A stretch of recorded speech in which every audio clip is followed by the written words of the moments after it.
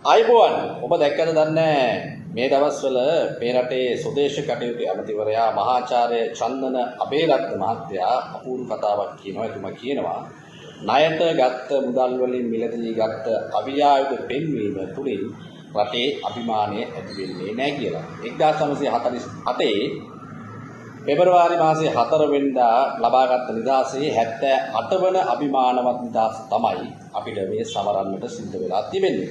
හැබැයි මේ නිදහස ලැබුණාට පස්සේ අපිට ජනරජයක් බවට පත්වන්නේ සිරිමව් බණ්ඩාරනායක මැතිණියගේ රජයේ විදියට 1972 මැයි මාසයේ 22 වෙනිදා මේ රට ජනරජ දිනයක් බවට පත් වෙනවා.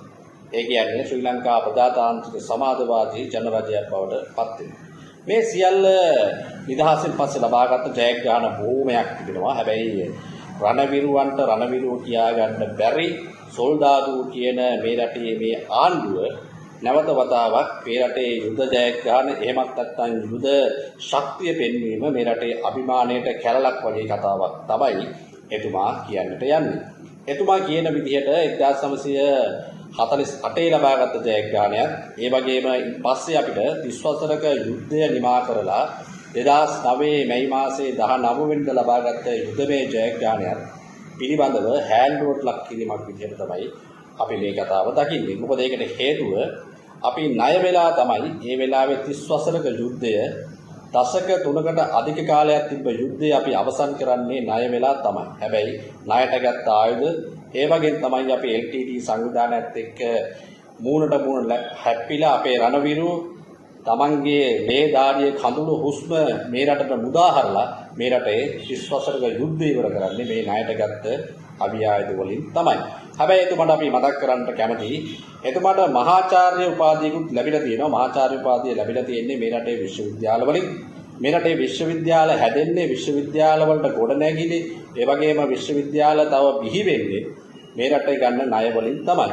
ඒ ගත්ත ණය වලින් තමයි ඔබ වගේ මහාචාර්යවරු මේ රටට ආපහු ඇවිල්ලා තියෙන්නේ. ඉතින් අපි මතක් කරන්න කැමති එතුමාට එතුමා ණයට ගත්ත දේවල් පෙන්වීමෙන් රටේ අභිමානයට කැලලක් වෙනවා නම් එතුමාට පුංචි මතක් කිරීමක් කරන්න ඕනි.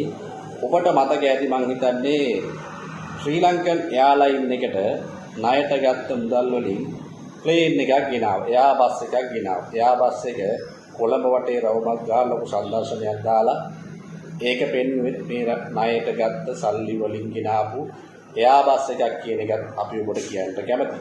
ඒ නිසා අපි මේ ආණ්ඩුවට මේ රටට ජනතාවට පැහැදිලිවම කියන්න ඕනේ මේ වගේ ඔලොමොට්ටොල කතා කියන ඔලොමොට්ටොල ගැන වගේ හිතන මේ වගේ ඇමතිවරු හිඳීමෙන් මේ රටට පළක් සිදු වෙයි.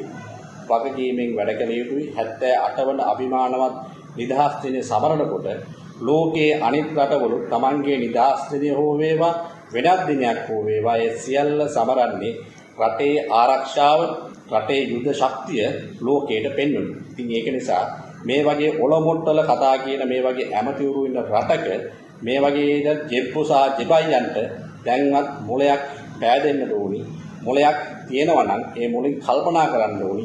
මේ වගේ මුන් එක්කද අපි තවත් අවුරුදු 3ක් එහෙමත් නැත්නම් 4ක් මේ රට මේ විදිහට ඉස්සරහට යන්නේ කියලා.